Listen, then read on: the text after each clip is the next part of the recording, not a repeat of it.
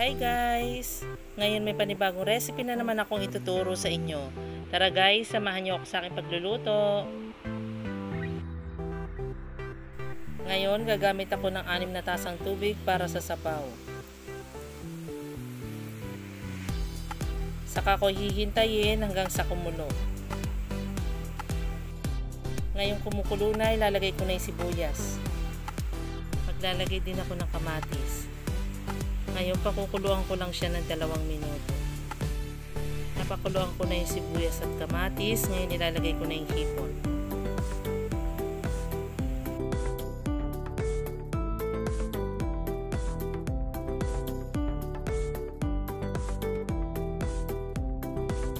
Maglalagay din ako ng shrimp cube. Saka ko ngayon hihintayin hanggang sa kumulo.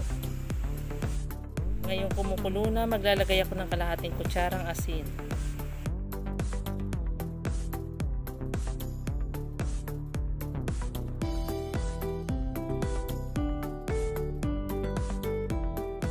Maglalagay din ako ng okra.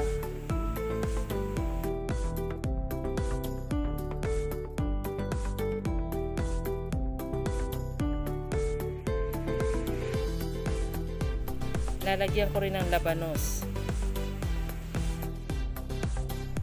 Lalagyan ko rin ng talong.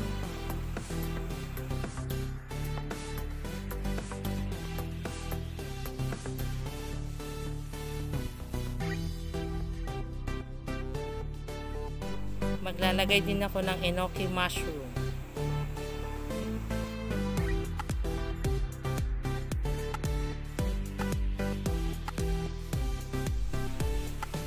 Lalagyan ko rin ng siling green.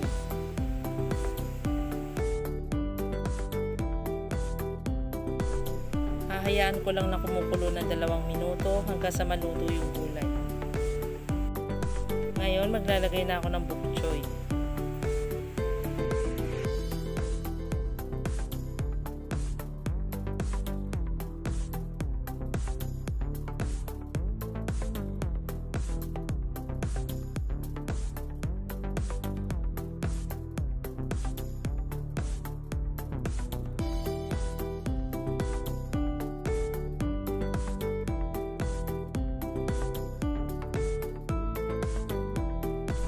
Hahayaan ko lang na kumukulo ng 2 minuto bago ko ilagay yung pang-asim.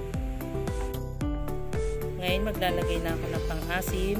Ang gagamitin ko pang-asim ay lemon.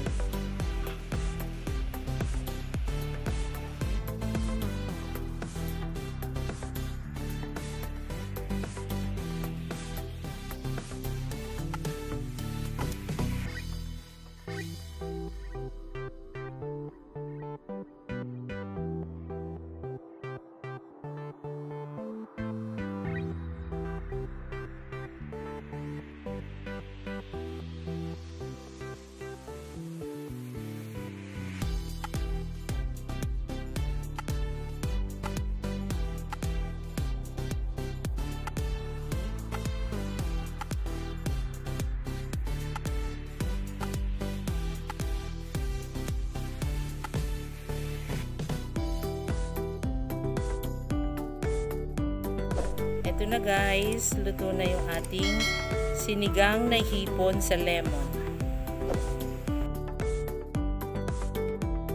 Bye guys, thank you for watching.